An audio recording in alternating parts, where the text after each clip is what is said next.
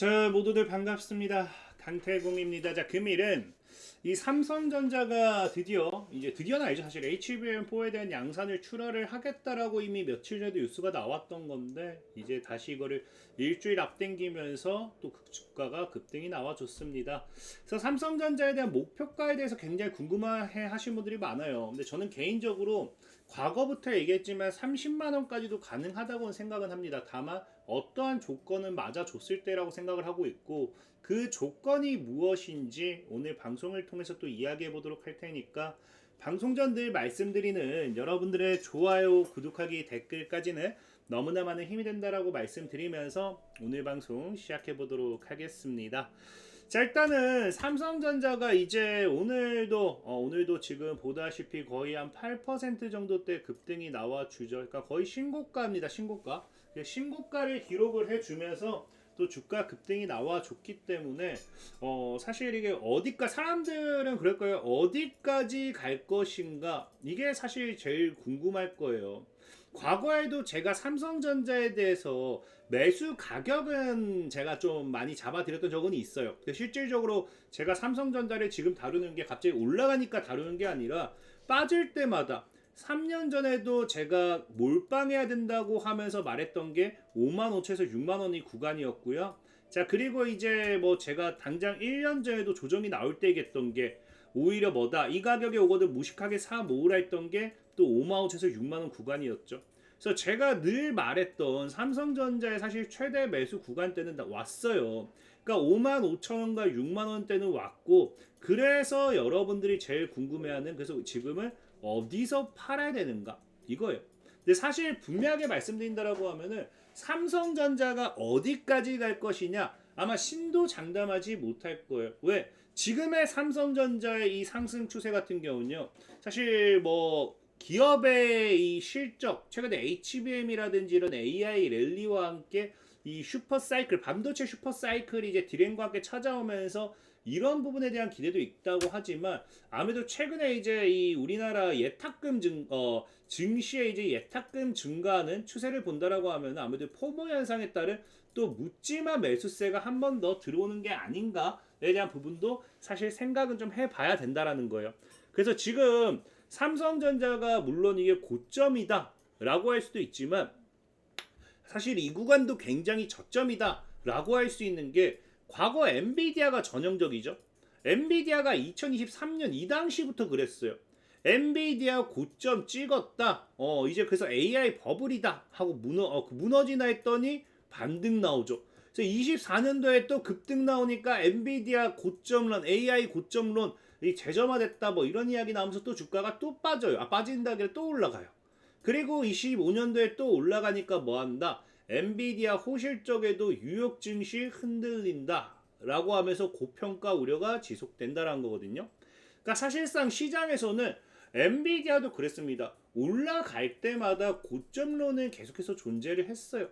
그리고 지금 사실 삼성전자가 당장 상승 흐름이 나오고 있다 보니까 삼성전자에 대한 고점론도 계속해서 나오고 있거든요. 삼성전자의 고점이 과연 삼성전자 고점이 아니라 지금 자리가 여기일 수도 있는 거고요. 여기일 수도 있는 거면 여기일 수도 있는 거고, 아무도 모른다라는 거예요. 그렇기 때문에 삼성전자의 과거 매수 가격 자체는 우리가 잘 잡았지만, 목표 가격 자체는 사실상 설정하는 게 굉장히 힘든 부분은 어쩔 수 없습니다. 그렇기 때문에 지금 우리가 삼성전자의 목표 가격을 우리가 잡아본다라고 하면은 삼성전자가 지금 왜 오르는지, 그리고 추가적으로 또 오를 수 있는 가능성은 무엇이 있는지에 대한 부분에 여러분들이 어느 정도는 분석을 해야 된다는 거예요. 그래서 지금 현재 보면 알겠지만 삼성전자가 지금 오를 수 있는 가능성은 과연 무엇인가? 이게 낫나?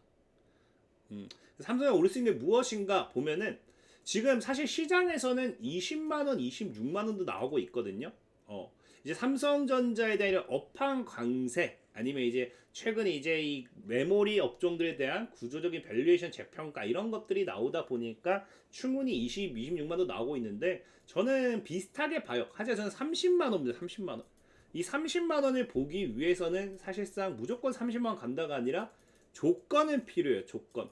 그럼 과연 어떤 조건이냐를 놓고 이야기한다라고 하면은, 이 조건 같은 경우가 다른 게 아니고, 현재 이제 그 30만 원을 가기 위해서는 삼성전자의 실적이 받쳐줘야 되는 부분입니다. 그럼 왜 삼성전자가 지금 이렇게까지 올라가는가를 이해를 하셔야지만 앞으로 실적이 받쳐줄지 안 받쳐줄지도 이해를 할 수 있겠죠. 그래서 삼성전자가 사실 오늘 이렇게 올라갈 수 있었던 근본적인 이유는 아까 앞서 말씀드렸던 이 HBM4에 대한 양산이 출하가 개시되었다. 이게 제일 크거든요. 그래서 중요한 거는 이게 세계 최초의 타이틀을 가지고 왔다라는 게 중요하다라는 거예요. 저희 세계 최초의 타이틀을 가지고 왔는데 이게 삼성전자 그럼 분명히 여러분도 알다시피 원래는 이 양산에 대한 계획을 작년이죠. 설 지나고를 얘기했던 부분이에요. 설 지나고를 얘기했는데 설이 아니라 언제 합니까? 이제 당장 일주일가량 앞당기면서 이제 이 예정을 앞당기면서 당장에 진행을 한다는 거거든요. 그럼 왜 이런 이 출하가 시작됐는지를 생각해 본다라고 하면은 사실상은 지금 이제 SK 하이닉스밖에 없다라고 생각을 해요.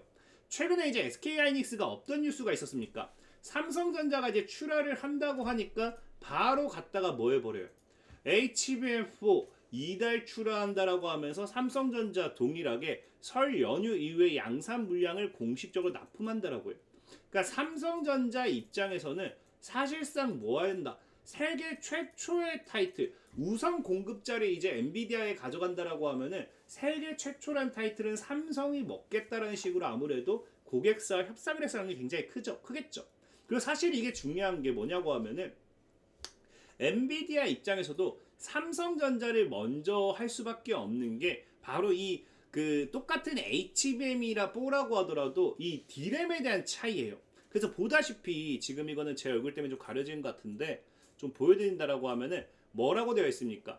그 SK 하이닉스는 1B D램이요. 1B D램이고 그 다음에 이제 아까 이제 삼성전자 같은 경우는 1C D램이에요. 그래서 이게 지금 뭐냐를 이야기하면은 D램은 이 로직처럼 이제 5나노미터라든지 아니면 3나노미터로 이야기하는 게 아닙니다. 이걸로 이야기하는 게 아니고 뭐로 얘기하느냐? A, B, C, D 이런 식으로 세대가 올라가면 올라갈수록 더 오히려 고성능이다. 이런 식으로 좀 보면 좋을 것 같아요. 그래서 뭐 SK 하이닉스가 그러면 삼성전자보다 사실상은 성능이 안 좋냐를 물어본다라고 하면은 사실 안 좋아요. 안 좋아요. 왜? 지금 보면은 이 메모리 차세대 메모리를 봤을 때 1B와 1C만 본다 하더라도 이 세대가 하나 바뀌는 거죠.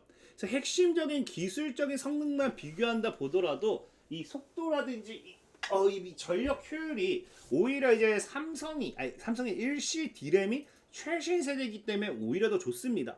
그래서 그 소비 전력 같은 경우도 더 낮아요. 더 낮아요. 그래서 과거에 HBM3라든지 이런 것들은 당시에 1B D램이 주력이었던 부분이고 지금은 뭐다? 오히려 1C D램 같은 경우가 HBM4 시대를 견인할 수 있는 핵심 동력이라는 거예요.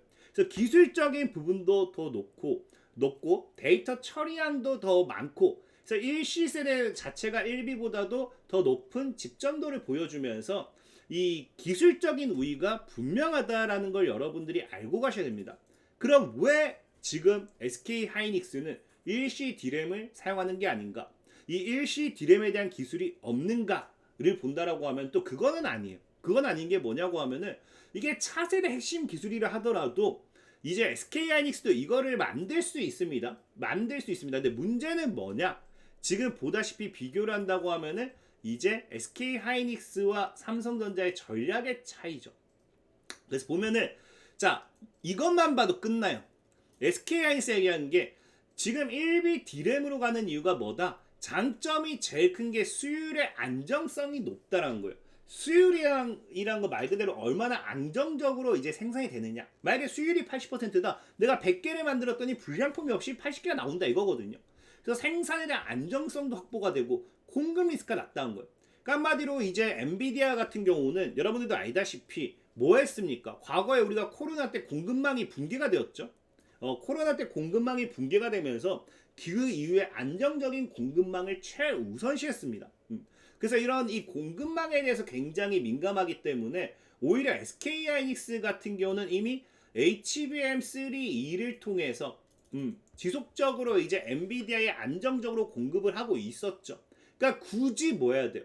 굳이 1C D램으로 가게 되면서 이 공급 수율에 대한 리스크를 안고 갈 이유가 없다라는 거예요.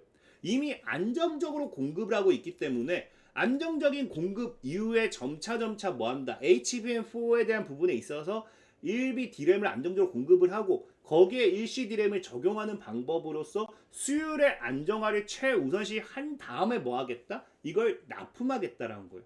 삼성전자 같은 경우는 지금 뭡니까? 이 수율을 신경 쓸 타이밍이 없다라는 겁니다.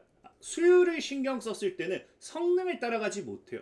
그래서 삼성전자 같은 경우는 오히려 생산 비용이라든지 초기 공급 안정망 리스크가 있다 하더라도 성능으로 이거를 먼저 제껴버려야지만 내가 SK 하이닉스를 따라잡을 수 있다라고 생각하기 때문에 거기에 대한 투자를 하는 거예요. 그래서 삼성전자 같은 경우가 지금 수율이 무조건적으로 안 나오느냐? 그건 또 아닙니다. 그건 또 아닌 게 뭐냐? 자, 이제 어쨌든 삼성전자가 1C D램에 대한 수율을 70%까지 도달했어요. 그 HBM4를 양산하기 위해서 80% 목표치 근접했다가 작년이었는데 이번엔 80%를 넘었기 때문에 아무래도 양산으로서 채택을 한 거겠죠. 근데 문제는 사실 이렇게 보면 여러분들이 수율 80% 굉장히 높네라고 할 수 있는데 이거는 단일 D램을 만들었을 때 80%예요. 알다시피 HBM4 같은 경우는 D램을 수직 로직으로서 12개 썼습니다. 그럼 이게 제곱이 돼요. 제곱이. 이게 안정적인 수율이 나올 이 확률이. 그렇기 때문에 사실상에 12개를 동시에 쌓다 보니까 이게 제곱으로 연산되면 사실 수율은 더 떨어져요. 더 떨어집니다. 그래서 지금의 수율은 정확하게 나온 건 없지만 어쨌든 삼성전자 입장으로서 뭐다? 수율이 굉장히 불안정한 건 사실이다. 그럼 삼성전자가 이 수율만 잡으면 뭐 할 수 있겠어요? SK 하이닉스에 들어가는 이 공급 물량을 삼성전자가 뺏어 올 수 있는 거예요. 그래서 삼성전자 같은 경우는 수율이 불안정함에도 불구하고 뭐 하겠다? 이 성능으로 차별화하겠다라고 하면서 이미 여기에 대한 공격적인 전략을 채택을 한 거고요. 그래서 삼성전자 입장에서는 제일 최우선시는 뭐가 돼야 됩니까? 수율이 올라왔을 때만 뭐 할 수 있다. 수율이 올라왔을 때만 SK 하이닉스를 하이닉스의 이런 이 물량을 뺏어올 수 있기 때문에 수율 안정화에 최우선시하겠죠. 그리고 수율이 안정화됐을 때 아까 얘기했다시피 SK 하이닉스의 물량을 뺏게 되면은 이제 사실 SK 하이닉스가 선택지가 조금은 좁아졌어요. 안정적인 걸 채택하긴 했지만 이미 성능을 삼성이 먼저 보여줬을 때는 점차 뺏길 겁니다. 그럼 지금이 3대 7이었을 때는 정말로 7대 3이 될 수도 있는 거예요. 그러니까 이런 상황까지 와버리게 된다라고 하면 아까 얘기했던 삼성전자의 뭐다? 목표가 30만 원이 불가능한 게 아니겠죠. 그래서 삼성전자 목표가 30만 원의 최우선시는 뭐가 돼야 된다? 수율 안정화 되냐 안 되냐. 그래서 지금 앞으로 뭐 여러분들이 삼성전자를 산다라고 하면 전 말리지 않아요. 근데 문제는 뭐냐? 제가 늘 말했죠. 삼성전자가 어차피 올라가도 관련주들은 같이 올라갈 거예요. 그리고 삼성전자가 지금 사실 고점인지 저점인지 이거는 신도 못 맞춰요. 그렇기 때문에 저는 얘기했지만 오히려 삼성전자가 수율 안정화에 신경을 쓴다라고 하면은 이 수율 안정화의 핵심적인 부분에 있어서 이슈를 받을 수 있는 그런 기업을 우리가 공략을 하자라는 거예요. 공략을. 그래서 그거 관련해 가지고 지금 보면은 실제로 오늘 같은 경우도 뭐 하고 있습니까? 오늘 같은 경우도 레이저 셀이 상한가에 갔어요. 그 상한가의 이유가 칩렉과 H밴은 고집적 반도체 패키징 공정에 필수적인 레이저 선택 리플로우 장비와 기술력을 보유하고 있는데 이게 뭐다? 수율을 획기적으로 개선할 수 있다는 평가를 받고 있기 때문에 이게죠. 수율 개선. 그래서 레이저 셀 같은 경우가 오늘 이미 상한가 갖고 단기간에 2배가 올랐는데 얘도 고점 아닌가요 할 수 있는데 사실 레이저 셀은 차트를 보면 월봉 보면 굉장히 저점이죠. 저점. 그래서 고점에서 지금 조정받고 지금 첫 돌파가 나온 자리이기 때문에 추가적으로 또 상승이 나올 수는 있어요. 상승이 나올 수는 있는데 그건 이제 조정을 주나 안 주나는 여러분들이 좀 지켜봐야 될 부분이다라고 좀 말씀을 드릴게요. 지켜봐야 될 부분이다. 그래서 레이저 셀을 사고 싶은 분들은 사셔도 돼요. 근데 저는 오늘은 사실 레이저 셀을 소개할 건 아니고 이미 상한가에 갔기 때문에 상한가 한 종목 말고 안 오른 종목 좀 이야기하고자 해요. 그래서 그게 뭐냐를 봤을 때 오늘 여러분들에게 소개시켜드리고 싶은 게 바로 뭐다? 제너쌤이라는 종목이다. 제너쌤. 그래서 제너쌤이라는 종목이고요. 이 제너쌤 같은 경우는 알다시피 후공정 자동화 장비는 여기 나오지만 뭐라고 되어 있습니까? 반도체 칩의 품질과 수율에 직접적인 영향을 미치는 핵심 설비다. 나오고 있죠. 핵심 설비. 그래서 수율에 영향을 미치는 핵심 설비인 제너쌤의 후공정 자동화 장비예요. 자동화 장비. 근데 실제로 제너쌤이 이번에 이제 그 작년에 이미 발표가 나온 게 HBM 최종 테스트 관련 장비를 국내 대형 고객사에 첫 공급을 했다라고 해요. 사실 국내라고 하면은 삼성과 SK 하이닉스밖에 없어요. 근데 아마 시장은 봤을 때 SK 하이닉스일 확률이 굉장히 높습니다. 보통 이런 게 그 아무래도 이 고객사에서 이제 그 비밀 보안 유지 계약 때문에 밝히진 않겠지만 이미 대형이라고 하면은 삼성을 생각하겠지만 사실은 SK 하이닉스일 확률이 굉장히 높은 게 과거 보면 2월달 보면 알겠지만 SK 하이닉스와 삼성이 HBM 꿈의 수율, 그래서 수율을 급격하게 끌어올리기 위해서 여기에 집중한다라고 하면서 SK 하이닉스와 올인원 검사 장비 개발했다라고 하면서 제너쌤이 과거에 이슈가 됐죠. 그럼 아무래도 제너쌤이 이번에도 SK 하이닉스에 공급할 확률이 굉장히 높아요. 굉장히 높은데 그렇다고 해서 삼성전자가 이걸 쓰지 말란 법도 없습니다. 쓰지 말란 법도 없고 특히나 어차피 SK 하이닉스에서 인증된 거라고 하면 삼성 입장에서는 더 좋을 수도 있어요. 그래서 오히려 이런 수율을 끌어올릴 수 있는 그런 관련되어 있는 반사익 수혜주로서도 충분히 부각받을 수 있다 보고 있고요.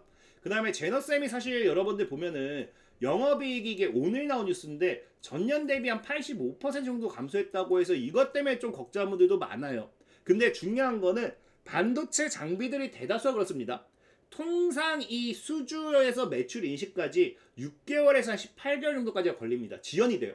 그래서 지금 이번 25년도의 영업이익은 사실상 23년도, 24년도께 반영이 된 거겠죠. 이 당시에 반도체 업황 자체가 침체가 됐던 부분이고 이게 그대로 반영을 받았던 것 뿐이기 때문에 오히려 이거는 HBM 장비들, 이런 반도체 장비들의 너무 전형적인 패턴이에요. 그래서 오히려 HBM 장비 관련되어 있는 부분은 지금부터 이렇게 쌓아가기 시작했을 때 내년, 내후년 또 이런 매출로서 인식이 되면서 또 연결될 거기 때문에 걱정할 건 없다. 특히나 그렇기 때문에 오히려 영업이익이 80%가 급감했어도 오늘 제너쌤 같은 경우는 한 주당 50원에 대한 또 현금 배당을 또 결정할 만큼 기업이 재무적으로 문제가 되는 게 없다라는 걸 밝히는 거겠죠. 그래서 그런 부분도 좀 생각해 보시라 말씀을 좀 드리고요. 그래서 차트적으로 봤을 때도 지금 삼각수렴대 돌파하고 안착하는 자리 때 나와주고 있어요. 그래서 추가적인 강한 상방 시대도 아마 상승 흐름 잡아볼 수 있지 않나 좀 생각해 보고 있고 그래서 이 제너쌤에 대한 정확한 내가 가격 전략까지도 좀 한번 잡아보고 싶다 하시는 분들은 제가 영상 하단에 링크를 남겨 놓을게요. 링크를 통해 들어오신다라고 하면은 그 텔레그램을 통해서 제가 시황도 정보도 드리고 이런 식으로 이제 가격 전략도 제가 잡아 드리니까 필요하신 분들은 영상 하단 링크 클릭하시면 많은 도움 될 것 같다라고 말씀드리면서 자, 오늘 방송 마무리하도록 하겠습니다. 자, 지금까지 강태공이었고요. 여러분들의 좋아요, 구독하기, 댓글까지 너무나 많은 힘이 된다 말씀드리면서 자, 모두들 안녕.